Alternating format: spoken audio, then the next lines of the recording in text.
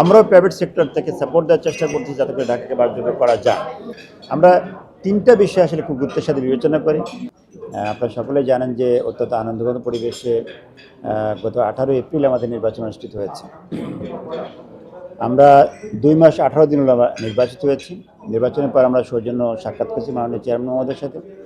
তখনই আমরা বলেছিলাম যে আমরা একটু একসাথে বসে খোলামেলা ঢাকার উন্নয়নের জন্য আমরা একসাথে মিলে কীভাবে কাজ করতে পারি, কারণ পাবলিক প্রাইভেট বোথ সেক্টর মিলেই আসলে ঢাকার উন্নয়ন করতে হবে। মাননীয় চেয়ারম্যান মধ্যে অত্যন্ত ডাইনামিক মানুষ, তাৎক্ষণিকভাবে বললেন যে আসলে কোনো অসুবিধা নেই, আপনারা অ্যারেঞ্জ করেন, আমরা আসবো ইনশাআল্লাহ। তো বলার সাথে সাথেই আমরা দেখেছি আজকে রাজুকের প্রায় সকলকেই মাননীয় চেয়ারম্যান মহোদয় সবাইকে নিয়ে আসছেন, আমরা একসাথে বসেছিলাম।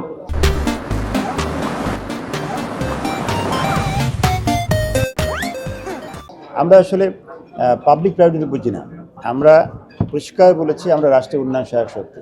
কারণ আবাসন হচ্ছে মানুষের এসেনশিয়াল নিড, সেই এসেনশিয়াল নিডস পূরণ করার জন্য রাষ্ট্র গাইড করছে, রুলস নীতিমালা দিয়ে সাপোর্ট করছে। আর আমরা প্রাইভেট সেক্টর থেকে আসলে মানুষের জন্য, বিশেষ করে নিম্ন আয়ের মধ্য আয়ের মানুষের জন্য অ্যাফোর্ডেবল প্রাইসে কীভাবে তারা আবাসন পেতে পারে, বাসা পেতে পারে, ফ্ল্যাট পেতে পারে, তার ব্যবস্থা আমরা করছি।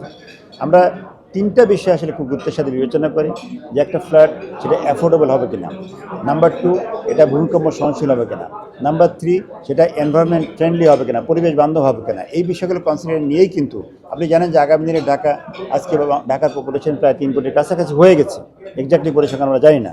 তো এই পপুলেশনকে কিভাবে আমরা এখানে বাসযোগ্য করব যাতে সুন্দরভাবে বসবাস করতে পারে এবং একই সাথে এটাকে কীভাবে ডিসেন্ট্রালাইজ করা যায় ইত্যাদি বিষয়গুলো আমরা খোলামেলা কথা বলেছি। কোনো সিদ্ধান্ত হয়নি, তবে আমরা মাননীয় চেয়ারম্যান মহোদয়কে ধন্যবাদ জানাই। উনি তাৎক্ষণিকভাবেই কিন্তু উনি তো ডাইনামিক মানুষ, আমাদেরকে আশ্বস্ত করেছেন যে আমাদের দুই পক্ষ মিলে একসাথে বসে এই বিষয়টা একটা গাইডলাইন তৈরি করা। দেন যারা যারা স্টেক হোল্ডার আছেন, প্ল্যানার আছেন, আর্কিটেক্ট আছেন, আইবি আছে, সকলকে নিয়ে সেমিনারের মাধ্যমে জাতির জন্য, ন্যাশনের জন্য, আমি আবারও বলছি একে ন্যারো সেন্সে আমাদের ডেভেলপমেন্ট ব্যবসায়ীদের জন্য নয় বা রিহাবের জন্য নয়, জাতির জন্য, নেশনের জন্য, যে কীভাবে বেশ কিছু নিম্ন আয়ের মধ্যমান মানুষের জন্য স্বল্প মূল্যে ফ্ল্যাট তৈরি করা যায় এবং ঢাকাকে পরিবেশ বান্ধব করা যায়, ঢাকাকে বাসযোগ্য করা যায়, সেই বিষয়গুলো নিয়ে বিস্তারিত আলোচনা করে দেন আমরা চূড়ান্তভাবে হয়তো আশা করছি রাষ্ট্রের পক্ষ থেকে গেজেট হবে, রাষ্ট্রের পক্ষ থেকে নতুন নীতিমালা হবে, রাষ্ট্রের পক্ষ থেকে ড্যাবকে আরও যুগোপযোগী করা হবে ইনশাআল্লাহ। তো এই ঢাকা শহরের যে সুন্দর একটা প্ল্যান করে পরিকল্পিত নগরী, বাসযোগ্য নগরী করার জন্য রাজ্য কিন্তু আপ্রাণ চেষ্টা করছে, মানে দিন রাত 24 ঘন্টা কাজ করছেন। বিশেষ করে বর্তমান চেয়ারম্যান মহোদয় আপনি দেখেছেন যে সকাল সন্ধ্যা সবসময় কিন্তু কাজ করছেন ঢাকাকে বাসযোগ্য করার জন্য। আমরাও প্রাইভেট সেক্টর থেকে সাপোর্ট দেওয়ার চেষ্টা করছি যাতে করে ঢাকাকে বাসযোগ্য করা যায়। তবে এটা নিয়ে আপনাকে মনে রাখতে হবে, বাংলাদেশে 18 কোটি মানুষ, আমরা তো রিহাবের পক্ষ থেকে সবার আবাসন করতে পারি না, অসংখ্য বাড়ি আছে নিজ দায়িত্বে করেন, নিজেরা করেন।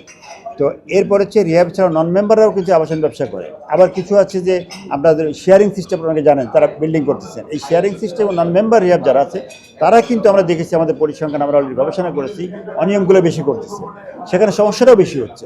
যার জন্য অলরেডি রাজুকের চেয়ারম্যান মহোদয় কিন্তু নিজের থেকেই বলেছেন যে আমরা বলে দেবো যে ব্যবসা করতে হলে আবাসন ব্যবসা রিহাব মেম্বার হতে হবে, তাহলে হবে কি রিহাব মেম্বার হলে আমরা ধরতে পারবো যে কেউ যদি অন্যায় করে, খারাপ করে, আমাদের মেডিটেশন টিম আছে, রাজুক আছে, আমরা একসাথে মিলে কিন্তু ধরতে পারবো যে কেউ যদি ডেভিয়েশন করে, অন্যায় করে বা কোনো ফ্ল্যাট ক্রেতার সাথে চিট করে, প্রতারণা করে, তা সেই বিষয়গুলো আমরা কিন্তু ধরতে পারবো।